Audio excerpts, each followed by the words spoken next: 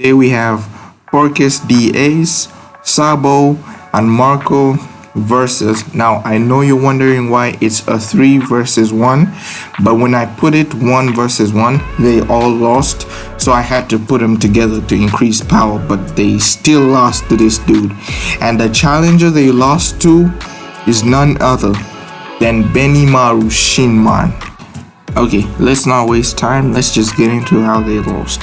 So the first argument everyone's gonna put up is their low gears, and there's no secondary power like hockey in the Fire Force universe to help them fight low gear users. But yeah, Benimaru is just that guy.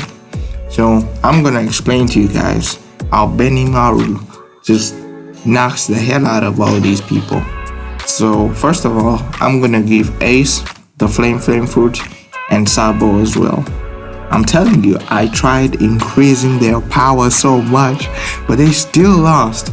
Now, one thing we have to note is Ace is not a hand-to-hand combatant. The only thing I have seen him in the show do is use his fire. When it comes to hand-to-hand, even Blackbeard was packing this dude up. And now you may bring up all the experiences Ace went through, but still, from what we see from that fight, when he lost his powers, he got beat up. And that's the thing about Devil Fruit users. They rely too much on their power, and especially when they're low gears. They won't train in anything else. And when he lost his powers, okay, when Blackbeard was temporarily, oh my god, was temporary. Okay, temporary. Bro, temporary. Okay, when Blackbeard was temporarily lost. Okay, when Blackbeard was using his fruit, Ace had nothing to back him up. He was just getting packed up. He may have armament and observation, but he still doesn't use hockey that much. That's what puts him at a very big disadvantage once he loses his powers. Now, Sabo has been training since he was a kid with Kumo and Dragon. So I would say Sabo has the most hand-to-hand combat experience because he didn't have a fruit until later in the show or later in his life. So he had to rely on hockey and hand-to-hand.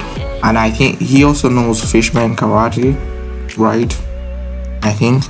Now Marco, he's the same. He relies too much on his fruit. Yes, his hockey is strong, but he still relies too much on his fruit. Yeah, and once he was tied with the sea prism stones, oh my god. Once he was chained up with the sea prism stones at Marineford, yeah, he was basically useless. He wasn't pulling feats like Luffy when he was in, is it Oldane prison? What's the name of that prison? He wasn't, oh my god. He wasn't pulling, oh my god. He wasn't pulling feats like Luffy and Kid when they were in prison and they had the sea prison stone. I mean, Kid was carrying cinder blocks out here. Well, what are those blocks anyway? Kid was carrying those things with one hand, and he had sea prison stones on. Yeah, so the strongest out of these hand-to-hand is Sabo. Now, you're probably wondering why I'm comparing their physical strength. They can just use their fruit to beat him and their low gears, so Benimaru won't be able to touch them. Yeah, you're very wrong on that part.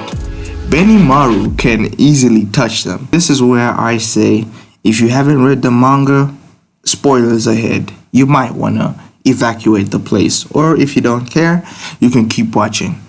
Now, how would Benimaru easily touch them? It's an ability that Benimaru has developed. So this ability was first shown during Captain Obi's rescue arc. When Benimaru came to save everyone, literally no white-clad member could touch him. All their abilities, even Hamea's ability, couldn't reach him.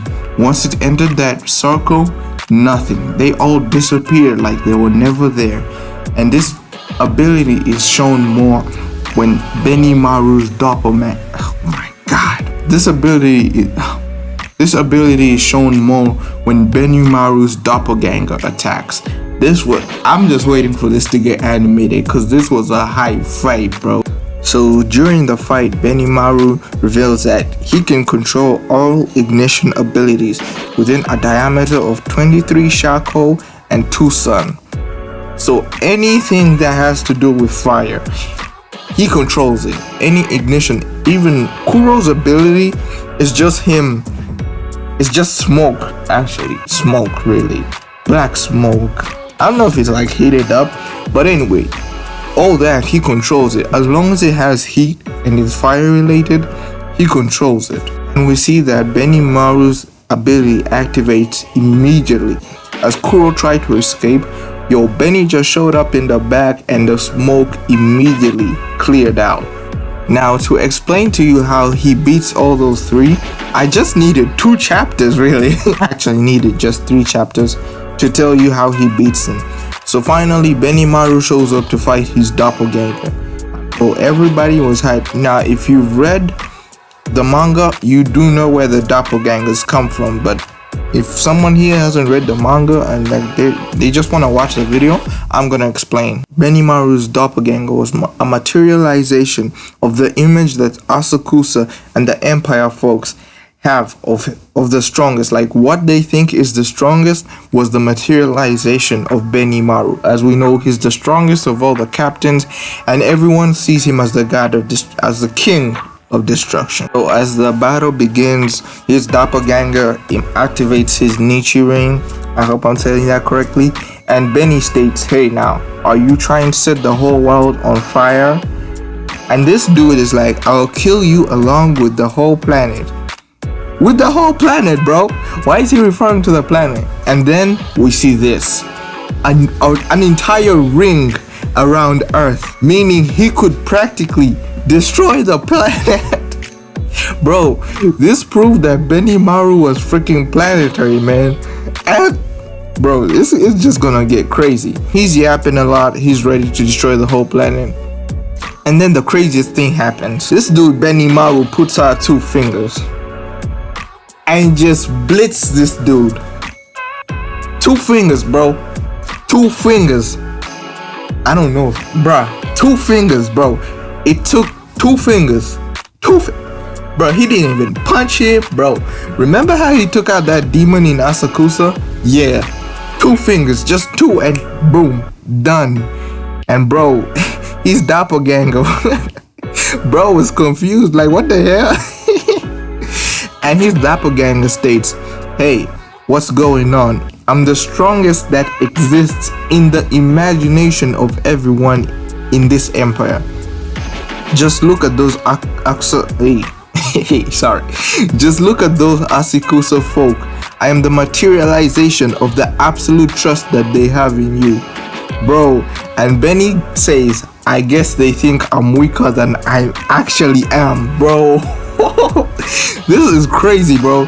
And he tells him, "Hey bastard, how come that was so weak? Are you joking? You all hype me up that much, but deep down it's nothing but big talk." This is literally giving confirmation that Benny wasn't even trying, my guy. Basically, Benny has won every fight he has been involved in Fire Force. And his doppelganger, as it dies away, says, so he's even stronger than what humanity thinks is the strongest. Bro, by just all this evidence, they're getting whooped, by the way. They're getting whooped. So this is how it's gonna go down. Oh, before I go there, why I said Benny beats everyone in hand-to-hand combat, he's actually trained in Aikido martial arts. I hope that's how it's pronounced. Aikido martial arts. So let me explain what. So basically, Aikido, or rather, the purpose of Aikido isn't about swordsmanship or active combat, but rather the ability to maintain a high state of awareness and quickly draw your sword in response to a threat. Now, how we see Benimaru using this type of martial arts is how he quickly reacts to any type of danger. And with that said, Sabo aged and Marco lose to Benimaru.